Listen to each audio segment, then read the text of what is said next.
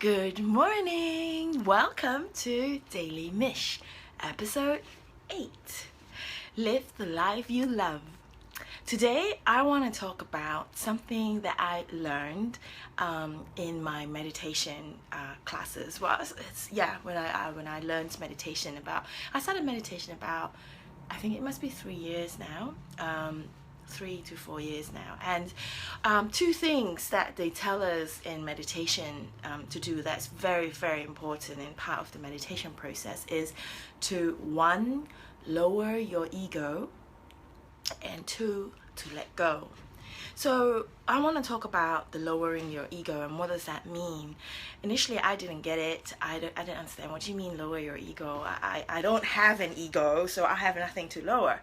But that thought in itself, as they pointed out to me, is the ego. And it is basically taking life, the approach to life as a beginner in everything that you do every day. So, for example, in meditation, we are taught to take each meditation seating as a new experience. Do it for the first time. So go through life doing things, living life as if you're living it for the first time. And that is what it's meant by lowering your ego. So do not think just because you've been in the industry for 10 years, you are above others. You have a lot of experience and knowledge, but at the same time, you have a lot to learn from others. So I thought about, how I have been applying this into my life and how that has changed things for me. It's quite profound. So when I started painting, obviously I was a beginner, and I didn't have a problem with ego there because it was pretty small. I felt like I'm a nobody. I didn't know anything, and furthermore, I'm a self-taught artist. I didn't go to art school, so I definitely didn't know anything. That's what I thought when I first started.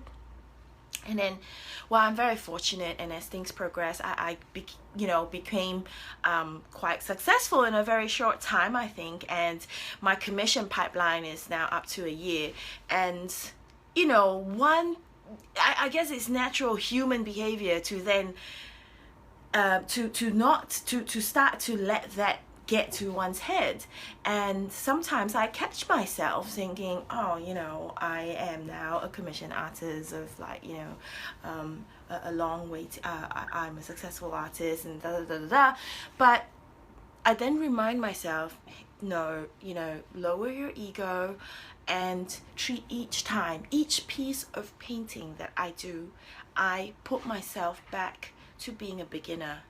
And I would ask myself, how would I do it if I was a beginner? What would I do? What would I think about? What research would I make? How would I approach this problem not knowing anything? So basically, it's, in other words, taking a fresh look at things, in the things that you do on a daily basis. And what you will find is when you do that, things start to open up. The world starts to open up. You start seeing things in a very whole new perspective, and things start to become 2, 3, 4, 5 dimensional, because every time when you do the same thing, or you do the things that you do, when you take a new fresh look to it, you learn something new. You gain a new skill, you gain a new perspective, and it's really amazing. So what I've learned is when I started taking up this art, it's not really an art class, I call it an art jam session, but with some mentorship. I initially thought, I don't need any mentorship, I don't want any, because I don't want my style to be tarnished. It's like when we do something in what we do, because we've been in the, doing it for 1, 2, 10 years, 15 years, we don't want outside opinion. We don't want someone telling us what to do, because we know what we're doing. Hi Max, good morning, thank you for joining. So I'm just talking about lowering your ego as a very important step to living the life you love and a key step to happiness. So I was just talking about how when I started art class, I had a problem with ego. I couldn't lower my ego because I thought I'm an established artist and the rest of the people here are amateurs. But you know, I eventually did lower my ego, and I found myself opening up and finding a whole new part of me and being able to discover this whole new part of me. And I think that's just really amazing. It was such an amazing experience and discovery.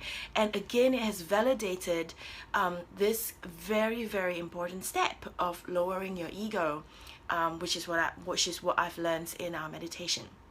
So that's my 2 cents worth for today. What do you think? How have you lowered your ego? Or where do you think you struggle with your ego? Whether it's very high ego or very low ego. Sometimes we suffer from low ego as well, low self-esteem. Believe it or not, I have pretty low self-esteem in many areas. And then, you know, that's obviously... I think we have a bad connection. Okay, we're back. Right, Max, did you have any questions before I sign off? Or I don't know if the connection is good on your side. I'm not seeing anything. So alright, so well, tell me, I'd love to hear from you. Do you struggle with your ego? Do you want to know further on how, you know, what other examples? Can I give you more examples? How can I help you? Because I'd love to. I'd just love to spread the happiness and share my journey with you. Alright, thank you very much. I'll see you again tomorrow. Bye.